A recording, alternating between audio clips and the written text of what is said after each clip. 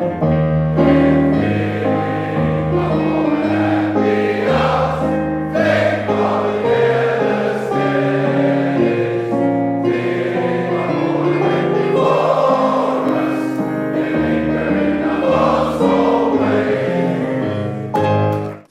evening or welcome to it, or should I say good day, welcome to it. It is the OMU Podcast with your host, Ncedo Marele. Of course, we are back with another great man of Muir. But before we jump into the interview, guys, please, and I always ask you so nicely, please like and subscribe our content over there on YouTube. And you can also follow us on our various social media platforms, that is on Instagram, Facebook, as well as on LinkedIn. On our YouTube channel, please follow the page, like the content. I know you can't comment, but like the content so that we can reach as many Muirites across the world as we can. So today we've got a gentleman, I think you matriculated a few years after I matriculated, and reading through your profile, there's some names that I recognize of some teachers, and it just took me back to a time. But before we get into that, just a little touch on your profile. You're an HR professional, and how are you today, first of all? Well, good evening. Thanks for having me. I appreciate it. I'm good. I'm good. It's been a journey. I thought when you reached out to be part of the podcast, I thought it's an honor. And I've been watching some of the previous podcasts, and I thought it was great. And I'm honored to be part of the podcast this evening. Thank you very much for joining us. So I did mention that you are in I call it human capital part of work. Just run us through some of the things that you've done in that space. I know you are an award-winning HR practitioner over at what is that all about? So my role predominantly focuses on talent management. Okay. So it's very strategic. So making sure that I develop talent, I also procure or source talent, and making sure that they're prepared or adequately competent in their roles, and also strategically ensuring that we look at with the direction that the organization is heading to when it comes to automation, and making sure that our employees are upskilled and prepared for the direction in which their roles are going. So essentially setting employees up for success as well. But the fun part that I like of my job is that I get to source and develop young talent or young professionals coming into the business. And for me, that's as I thrive under that environment. I enjoy it. It also keeps me younger, which I appreciate a lot. So that is, the fun part of my job is that when it comes to talent management, as I'm predominantly focused in that area. Okay, cool. Now, jumping back into your school life, when you think of Muir College, what a sort of sound or smell do you remember the most? It would be the bell. Yeah. The bell that we have is quite unique. And I always found it strange that we never used the manual bell, but I guess that's more for people before my time. But the bell used to be like a tree bad. So for any of the current Murites, I apologize for this, but every morning there used to be a homework session in Yeah, the quad, yeah, and more so when we were in high school, and catching up with homework or homework that we forgot. So yeah, there was always like a learning circle happening. And there were times the bell was normally the signal that you're up. I mean, if it's not done, then it's not. yeah. So Getting I an don't know order whether it's a mark. good memory or good order mark. Yes. So, speaking about your homework, you mentioned on your profile that you sent me that you used to not do 60% of your maths homework. How did you sort of navigate through that? No. Actually, the correction. 60% of my homework was always wrong, no incorrect. Oh, okay, So it was that's done, but I mean, it's as good as not being done if it's wrong. exactly. But I think for the most part, I what I loved about pure maths is it always challenged me, Yeah, and I adored our maths teacher. Like I thought she was a legend in her own right, yeah. and it was always a practice, or I would used to say it's a now that I think of it in hindsight, it used to be a platform for me to just test the waters and Yeah. also practically problem solve. And Mm. I think when I left the every single day of my life, even in HR for that matter. Yeah, I wouldn't say that I that I never did my homework. It's just that 60% of the time it was always wrong, and I found myself sitting in front of the class for maths. Ah, I know man. that. So you spoke about Miss Mayer, and you played hockey as well. So I've got my hockey journey sort of started with her as well. And, um, it's crazy how teachers are different out in the sports field. I mean, I could mention guys like Mr. Francis, for instance, where on the sports field, he's an absolute monster. And then in class, he's like sort of a different character. And he did treat his sports players differently to the guys that were just loafing around, and not doing anything. But with Miss Mayer, we got along on the sports field because I think I was an okay hockey player, and in school and in academics when it came to mathematics, wow, that was a tough subject for me. So, how important is it, do you think, to be able to balance sort of your academic life and your sports life? And how does that sort of set you up in life after school? I think that the fundamentals of balancing your work and your sport is Yeah. intricate to life, actually. Mm. So I think that I think you go through the journey of learning this, and I think it's good to instill the values when you're younger. And I think that's what I always thought it was the end of the world if because my schedule was so crazy at school, Mm. and little did I know when I grew up, like my schedule would become more insane, and it's driven by a calendar. But I think that juggling all of that, you learn that at the fundamentals of balancing that you learn at school, and I think that's what it taught me. I remember fondly, like I think Mr. Rapsit was my hockey coach when I started Yeah. under 14, and he used to make it fun, like keeping in mind he was also very young at the time. Yeah. Not that he's not young at the moment, but I mean, at the time he was still like very much establishing himself in the teaching space, and he made the practice fun. I always had a great time Yeah. on the hockey field. I think I what I liked about my journey at school was that I was privileged to play the under 14A. I think I was in the under 16A, and then I went to the B squad under 14A and B. And there was a time where I just felt like you dropped me, and I'm not gonna go back because they asked me to come back to come play. And I'm like, no, it's fine. I'm perfectly fine in the B team. It's fine. But yeah, it's I think for me. I learned the fundamentals of work-life balance. Mm. Then I think that it took its toll on me as I matured at high school, and my parents had to have that quite tough conversation, like you got to think about your future. And I had to like make decisions when it came to my Mm. sports, which in hindsight I understand because I Yeah. think it would have also like because I like to be outside also, and I think it would have detracted me from focusing on my books at the Yeah. time. So I Mm. learned, however, that I need to get back into it, and I'm slowly starting to get back into it again. Even though I follow still the sport, my sport, hockey in particular, I used to love, and I Yeah. think I've besides the school hockey, I also played club hockey when I was younger as well, Mm. much younger in primary school, because in my time they never offered hockey in primary school at Muir, and I enjoyed that, and I think a lot of the people that were in the hockey teams at school, they all started at the club youth hockey, mini hockey as well. So it was quite fun Yeah. as well. So yeah. Cool.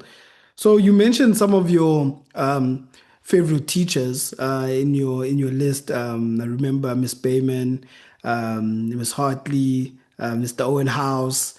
So I want from all of those four people to choose, not to say that one is better than the other, but what made one of them unforgettable? One of them unforgettable. I would say I'll start with Miss Hicks. So she Yeah, was my uh, um, English teacher, and I think it was from grade 10 to matric. yeah. And what made her unforgettable was her literature sessions, specifically on Shakespeare. She used to literally dramatize and act out the entire Shakespeare action on play, and we all had to occupy a part. Never quite understood why she did this, Mm, but I think I came in hindsight now. As I grew up, my ability to recall certain certain actions or sayings and what she had said benefited me in the exams because I just was like, oh, mm, she did this, she acted it out like this, and it was hilarious in class though. I mean, it was very much hilarious, but there was a method in, I guess, her methodology in teaching mm. at the time. Yeah, it took me a while to learn that, I guess. No, like I like that type of learning, sort of an expressive way of teaching um, students because some of us remember things through a different part of our brains. I mean, a creative person would understand things through actions and watching stuff, whereas an analytical person would sort of learn the system of how things work. So I think the different methodologies or methods that teachers use, my English mistakes would be like, she's never taught me, but I'm sure if she's watching.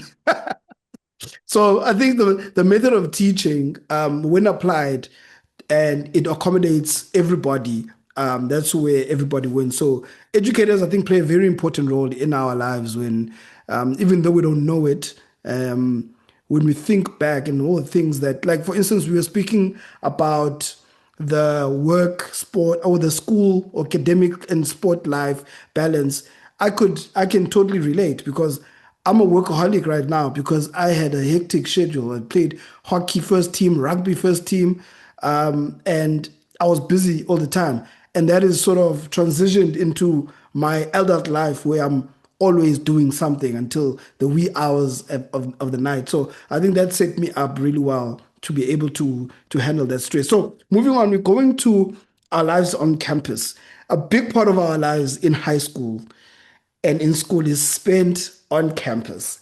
A lot of things happen in boys' schools, but we're not going to go into that. What was and break times, boys will be boys. So paint me a picture. What a typical break time for you was during your time. Wow, I have to go back now. Let's go back. The typical break time, typical break time would be like, okay, where's everyone? Like, where is everyone chilling? Like right now. Yeah, Um, in my time, we used to mostly chill. I think it's now the resource center that they yeah. have. I think they recently built it. It used to be the old tuck shop, like the tuck shop. I remember where the high school, when you're in high school, that was your entrance, the steps up, going up Oh, the that steps going direction. up, yeah, We close used to to Mr. normally chill Francisco. there. Mm, Yes, yeah, it used to be. I think it's close to Mrs. Bayman's classroom at the time. yeah, That used to be, yeah, that used to be the entrance, and normally over there we used to chill. There used to be that cement blocks. I think it's still here there till this day. We used to chill over there during break times, and then yeah, that was mostly the chill spot yeah. for the most part in that time. For me, that yeah. I never used to spend most of my time in the quad. I think it was when it was rainy weather, then most probably yes. Mm. But mostly outside that side or inside the tuck shop. There used to be always like conversations or stuff going on inside. So yeah, Muir College is a school rich with culture and tradition and camaraderie and chias and all those things. And those are things that we keep very close to our hearts as old boys. So, what school tradition meant the most to you and and you wish, or that is still alive rather till this day? So, what school tradition did you like when you were in a school, a tradition that's still alive right now? I would say I don't know whether they still do it, but I enjoyed the galas that we had. The Um, OMU colors. I don't know in your. The galas and the sports days were Oh, the epic as gala, well as swimming fun. gala. Yes, You can swimming see I'll galas. The never swim. swimming galas were epic. Yeah, no, the swimming galas were epic. I mean, Yes. everyone was there from like primary school to high school. I think the Rebe girls team was even there for the gala. It was epic. I think in my time, they still had a water polo team. So like Yeah. after the gala, there would be like a water polo a game as well.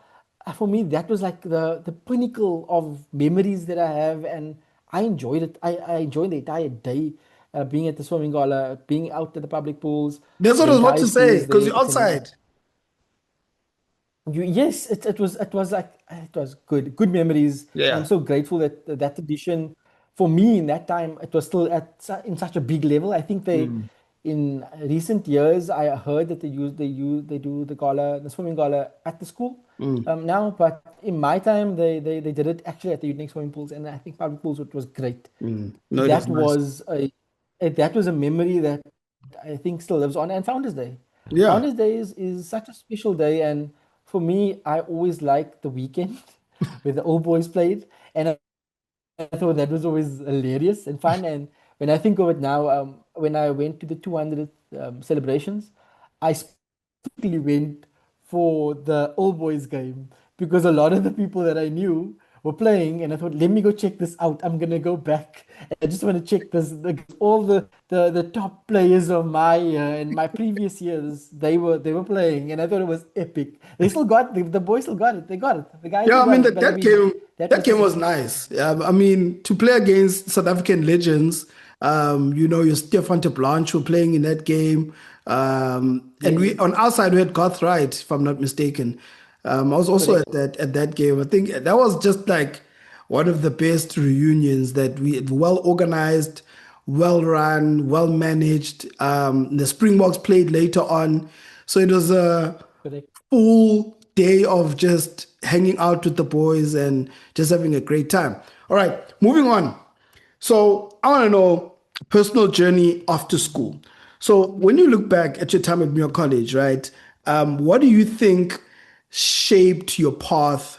So how did Muir shape you into the man that you are today? Now look at the what we taught. I think it's more the soft stuff the soft skills that you taught at high school, Mm, like simple things like making sure that you the tidiness, making sure that you say yes, ma'am, the politeness, the kindness around that. I think that stuck with me always, and kind of distinguished me or made me different from mm, others. mm, mm, Specifically when I stepped out of school, entering university, also like entering the working world, the manner in which we conduct ourselves. I think we like were almost conditioned in a way, in a good mm. way, so that it becomes part of who you are. And when I bump into certain um, old Muir boys that have been interviewed for certain positions at my organization, I always find it like incredible. Like the same conduct is demonstrated, and I'm like, yeah, I get it Yeah, because I've been accustomed to it. I am a product of it, so I can, and that lives within me, and I'm so proud when I see that behavior continues to live in everyone that has been at the school, and it's a great quality, and that lives with me still. It nice. basically informed my character and who I am. Mm, mm, okay. So if your 18-year-old self would see you right now as the man that you are right now, what would surprise him the most about you? That I've achieved so much within that space of time. I didn't think that I would. I always say I'm a late bloomer. Yeah. When I think of it, I used to be that shy guy at school, not the most popular guy at school. But I didn't suspect or that I would step into the space where I would demonstrate my leadership ability over time Mm, and grow into who I am.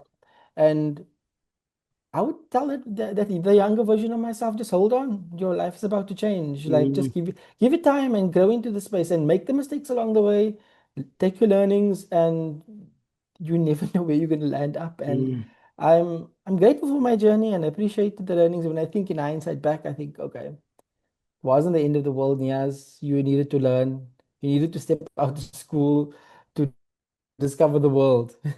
All right, we're going to go into a quick fire round and 5 questions.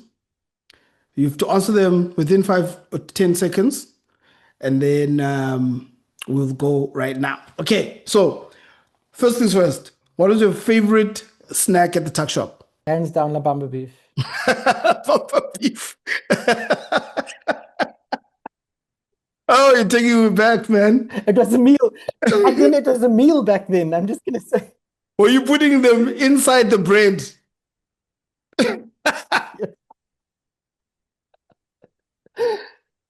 it was a Ah, meal back then, it is a eh? deal. What is the most daring rule you ever bent or broke? I was a chronic offender of hair inspection. Mr. Francis would know this. He could Ay, spot me from a he could spot me from a distance too for much hair. violating the hair inspection rule. But the irony is I have no more Now you hair. have no hair. Like Mr. Francis, I wish you would see me now. Yeah, no, but I was a chronic, yeah, I was a chronic offender of inspection. That's the truth. Cool. So, a sport or activity you wish you tried. I was always afraid to play Mm, rugby at school. Um, because the guys were like way too big, way bigger than me. mm, Um, yes, I would have loved to try it, but I would have been very scared. And that's just me being honest. And also, activity that I always wanted to be part of, and I thought it was like far reached was JTC. I always wanted to be part of mm. JTC. Um, but yeah, Junior Town Council. I wonder where yes, those guys are now. I wonder if any of them are president. I also would like to know. I would also like to know. All right. What song instantly takes you back to school? Okay, I'll think about my first time attending, I think it was Mr. Muir and Oh, the Rebate girls and the Rebate girls they hey. had to perform. During the interlude they had to perform. And I think they were dance to Jamelia Superstar. And I think I'll never forget that was my first time at I think it was I'm dead sure it was Mr. Muir, one of the socials in the evening. Yeah. But I know they had to put on a performance, and I would never forget that because I thought it was hilarious. I'm like, who chose the song? Like Right. So three classmates that you would invite to a reunion dinner.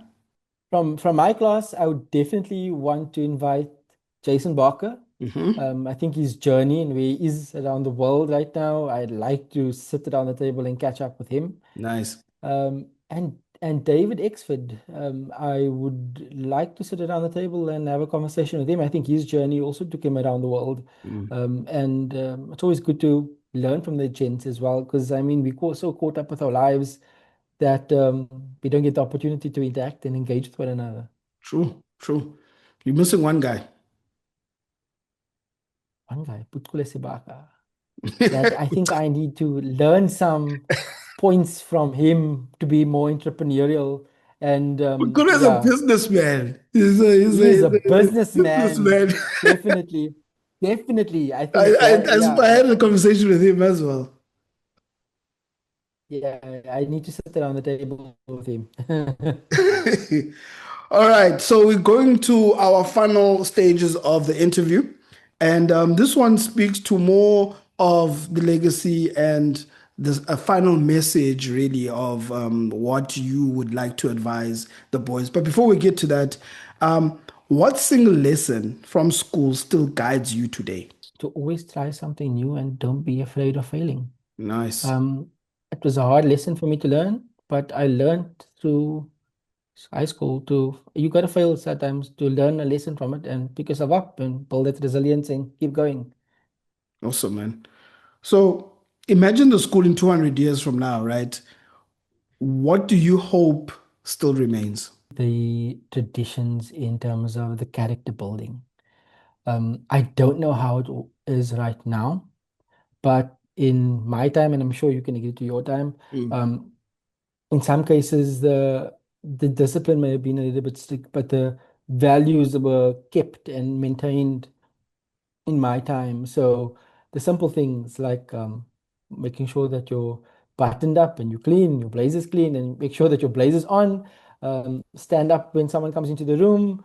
That politeness, those simple soft skills related items, I think we do not think of how far that comes like afterwards, after school, but it's ingrained in you in terms of that the manners of a Muir boy Mm. and an old Muirite as well. I think that it stays true, and when I bump into some of the old boys, they talk about those simple things, and then we were always, when we were younger at school, said that we're never going to be those guys that talk about our time and how it was, and the kids are not like the way we used to be back in the Yeah. day, but we literally those people now that are talking about it.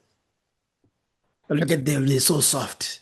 These boys don't know. Yeah, They don't know. they don't know. All right. So my final question, if you could speak directly to the grade 12 boys right now, what message would you leave them with? I would say number one, enjoy the journey. Mm. It's going to be a wild ride, but allow yourself to go through the learnings, the ups and downs. It's very important. And having everything figured out it's okay if you don't have everything figured out. You have time to still learn. And I think we're so caught up with a linear journey with our careers, that tradition that you need to go to university and all of that.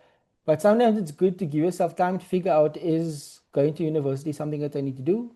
Do I want to go to technical college? Do I want to become a business person and explore that? So I think allow yourself to learn and figure things out along the way and don't put too much pressure on yourself. Nice one, Niaz. Thank you very much for taking some time to have this conversation with us. And good luck on your journey in the field that you are in. Awesome. Thanks. Thank you very much, man. Cheers. Cheers.